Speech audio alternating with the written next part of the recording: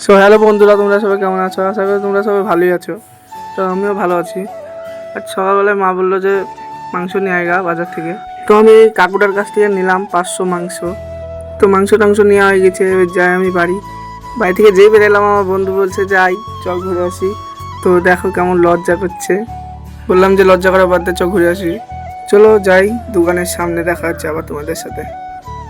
তার আগে বললো যে চ বন্ধু চা খেয়ে আসি। তো বন্ধু চালিয়ে আসছে, চা দেখো আমাকে দিল, আমি এবার খাই। তো বললো তো চা যখন খাওয়া হয়ে গেলো তো একটু বিড়িও খেয়েলি, তাই বললো ঠিক আছে তুই বিড়ি খা। তো হঠাৎ আমাকে এই বন্ধুটা ফোন করে বললো যে কোথায় আছিস। তা আমি বললাম যে চা খেতে এসেছিলাম আমার বন্ধুর সাথে।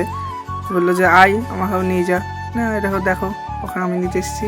বললো যে দে বন্ধু একটু আমিও চালাই। চালাচ্ছে দেখো আমার বন্ধু, দেখো এমন পাগল বন্ধু, গাড়ি চালাতে পারে হ্যান্ডেল করতে পারে না। গাড়ি ব্যাগ ঘুরতে পারিনি। হ্যাঁ যেই ব্যাগটা ঘোরানো হলো তখনই দেখো কি বলছে ও। দেখ